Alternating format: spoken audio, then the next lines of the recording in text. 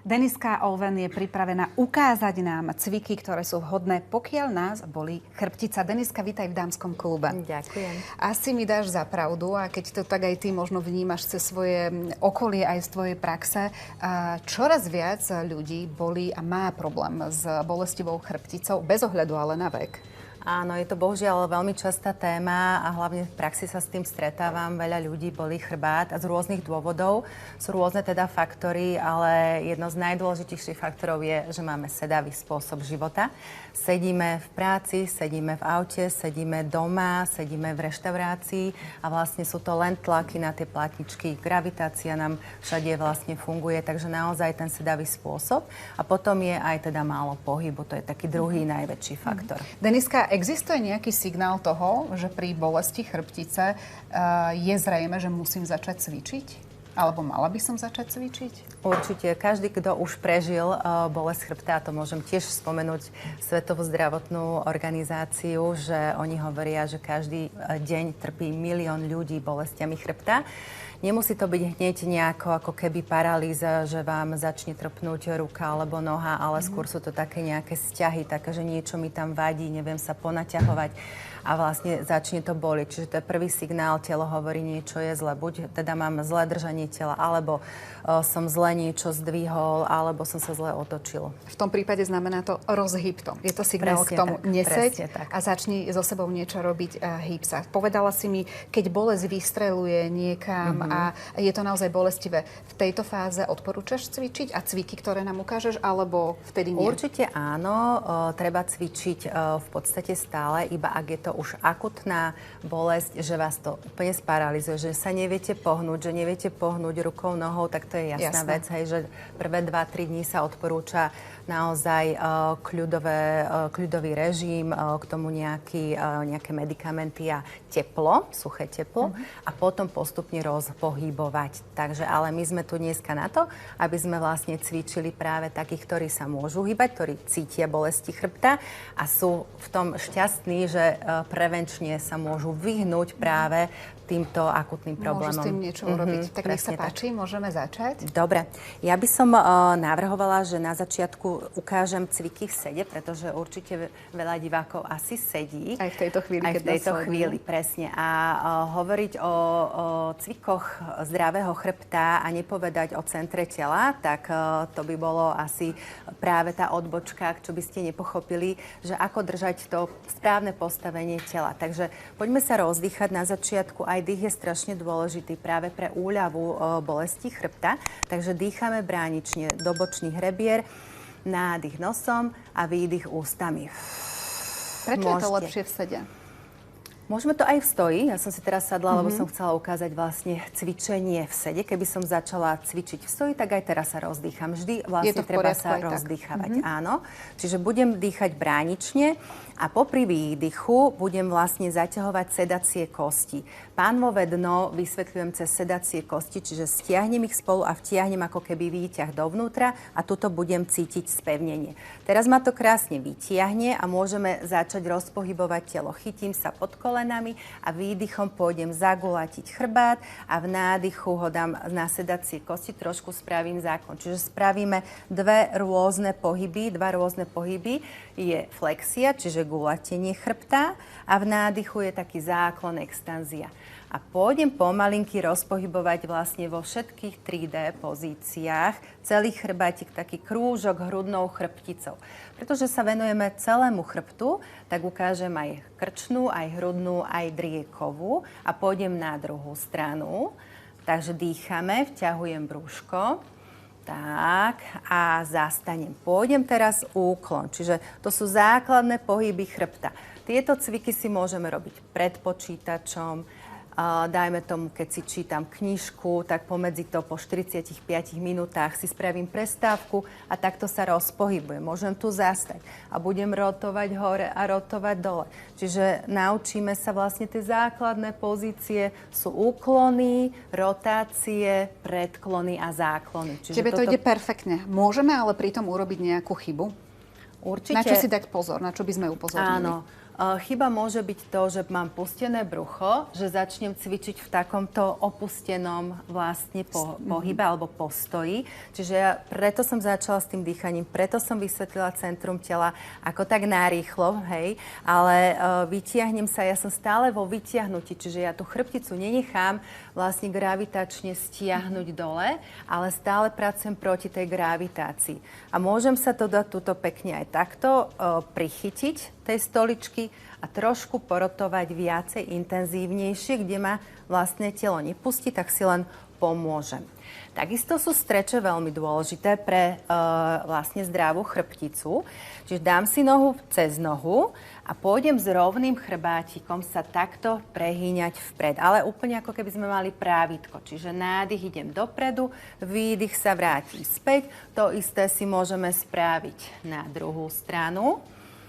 Tu si zase naťahujeme vlastne sedacie, jak sú sedacie kosti, tam sú rotátory bedier, tiež veľmi dôležité.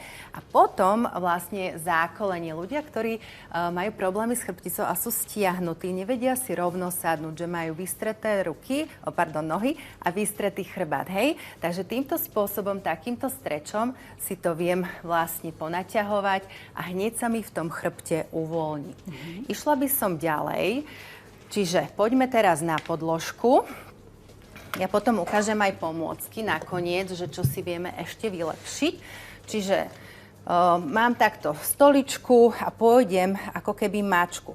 Na začiatok môžeme využiť najprv stoličku, potom samotnú podložku a vysvetlím prečo. Teraz sa dostávam do vlastne hornej časti segmentu chrbtice.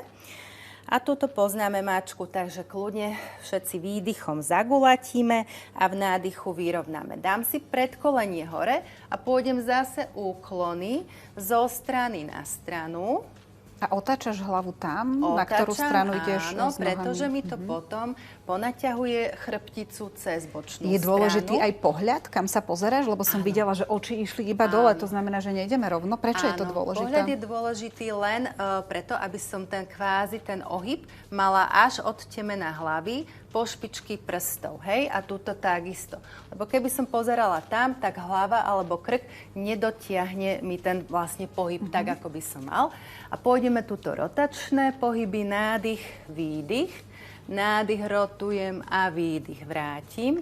Nádych, rotujem a výdych, vrátim. Teraz ukážem tie isté cviky, ale o segment chrbtice idem nižšie. Čiže teraz sa už budeme vlastne sústrediť na tú hrudnú chrbticu. Čiže idem zagulatiť hrudník a zase ho trošku otvorím a túto mačku poznáme. To je už tá klasická na podložke. Kto nemôže byť na zemi, pôjde buď na gauč, alebo na posteľ. A pôjdem zase bočná strana a zase rotácie. Koľko opakovaní by si dala pre začiatočníkov? Takých 6 opakovaní a idem o level nižšie a teraz vidíme, čo sa mi najviac zagulatí, je drieková chrbtica. Čiže takto postupne si rozpracujeme celú chrbticu. Toto je asi pre divákov najjednoduchšie si tieto 3 cviky zapamätať a ísť od krčnej chrbtice až po driekovú chrbticu a zase tu mám rotáciu. To sú také fyziocvičenia, ktoré sú úžasné na precvičenie celej chrbtice. Ak potrebujem sa povenovať trošku tomu krku, tak ruky dám za hlavu a pôjdem len predsun a zasun, predsun a zasun. A to isté môžem urobiť, pozrieť hore, vysuniem, zasuniem, pozriem dole, vysuniem, zasuniem a krásne sa naťahujem. A ešte ukážem zase po uvoľnenie nervov v okolí krčnej chrbtice. Zatlačím ako keby do steny ruku, potiahnem hlavu do opačnej strany, ucho k ramenu a opäť zase na druhú a vymením. A takto ťahám tie ruky do diaľky, držím aktívne centrum a naťahujem si krásne celý krk. Tak, a keby som si chcela ešte použiť vlastne tieto pomôcky, tak idem úplne na chrbát si lahnúť A toto sú také mekučké vlastne loptičky. Keď mám úplne stuhnutú driekovú chrbticu, dám si ju vlastne na tie body, kde ma to bolí a len držím a dýcham. Keď to mám v stave, že už sa dá hýbať, tak pôjdem len podsadzovať a predsadzovať pánvu a trošku sa na tých loptičkách pohýbem. A môžem ísť do jednej, do druhej strany rotačné pohyby.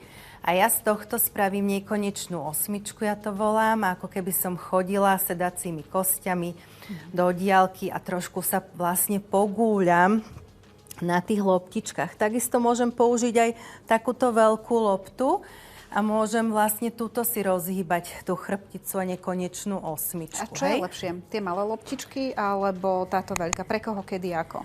Hej, keď je to vlastne, že bodovo, že bolí ma to, viem presne v tomto bode, tak rovno tu, ale keď je to vlastne ako keby celá chrbtica, celá spodná, tak rozpohybujem vlastne na tej loptičke. Deniska, na záver tu máme ešte túto pomôcku. Áno, to je podobné ako v podstate táto lopta, len je to trošku nižšie pre ľudí, ktorí majú vlastne problémy s pánvou ísť vyššie.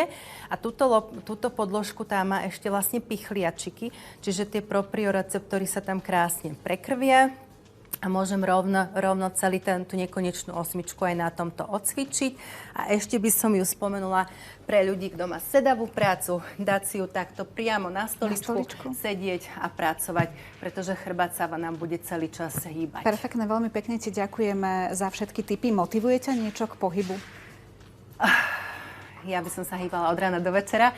Motivuje ma hlavne to, že sa cítim fantasticky, že sa cítim voľne vo svojom tele a proste nič ma neomíja, nič ma nebolí a život je nádherný. Deniska, veľmi pekne ti ďakujeme, nech ti to stále takto fantasticky cvičí a aby si to tak užívala, lebo z toho tá radosť je naozaj úplne dokonalý pocit. Ďakujem. Ďakujeme aj my.